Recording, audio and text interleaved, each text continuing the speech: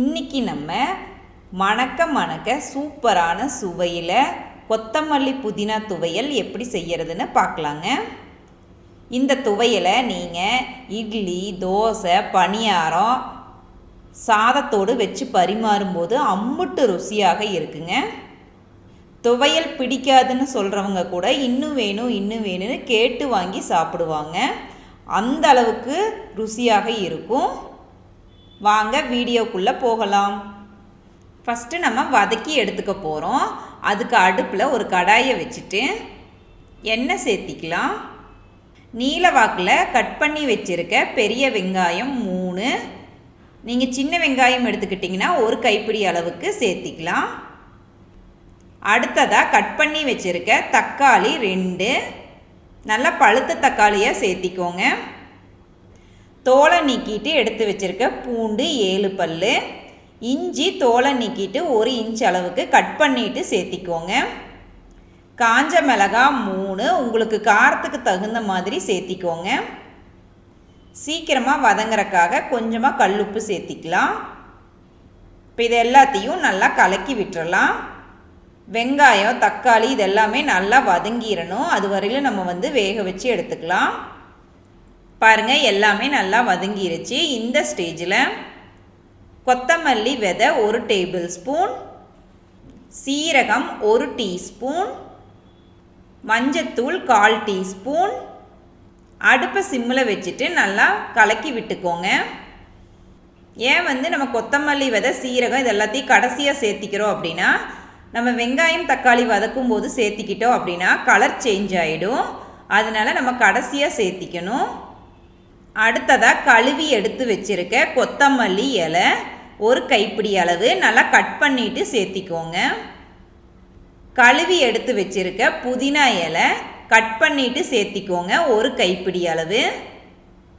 இது எல்லாத்தையும் நல்லா மிக்ஸ் பண்ணி விட்டுறலாம். ரொம்ப நேரம் வதக்க தேவையில்லை. தேங்காய் துருவல் 1 கப்பு, நான் மெஷரிங் கப்பில் அளந்து எடுத்துருக்குறேங்க. இப்போ இதை சேர்த்திக்கலாம். புளி ஒரு சின்ன துண்டு அளவுக்கு எடுத்துக்கோங்க. இப்போ இதை பிச்சு போட்டு சேர்த்திக்கலாம். அப்போ தான் மிக்சியில் அரைக்கும்போது நல்லா அரைப்படும்.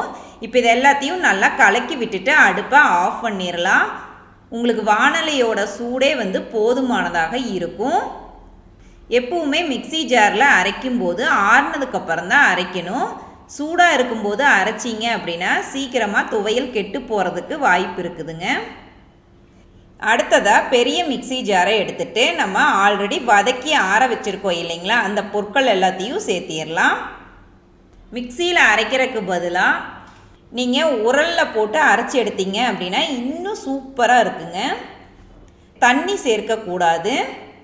எங்கள் அம்மா எப்பவுமே இந்த ஸ்டைலில் தான் கொத்தமல்லி புதினா துவையல் செய்வாங்க. தேவையான அளவு கல்லுப்பு சேர்த்திக்கோங்க.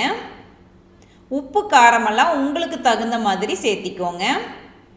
இப்போ இதை நம்ம அரைச்சி எடுத்துகிட்டு வந்துடலாம்.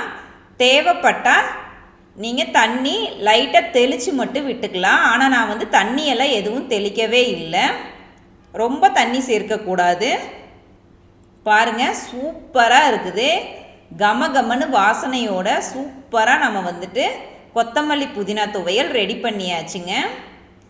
இப்போ இதை நம்ம ஒரு பவுலுக்கு ட்ரான்ஸ்ஃபர் பண்ணிடலாம். இந்த மாதிரி தான் நல்லா திக்காக இருக்கணுங்க. பார்க்கவே சூப்பராக இருக்குது. இந்த துவையல் ரொம்ப ஹெல்த்தியானதுங்க.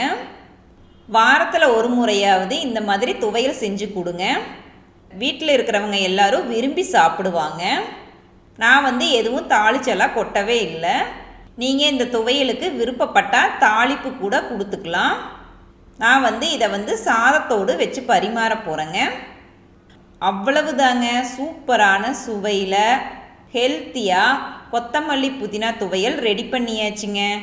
நீங்களும் இந்த ரெசிப்பியை உங்கள் வீட்டு கிச்சனில் ட்ரை பண்ணி பாருங்கள் ஃப்ரெண்ட்ஸ்.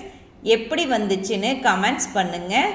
நெக்ஸ்ட் வீடியோவில் உங்களை புதுவித ரெசிபியுடன் மீட் பண்ணுறேங்க. Bye bye friends.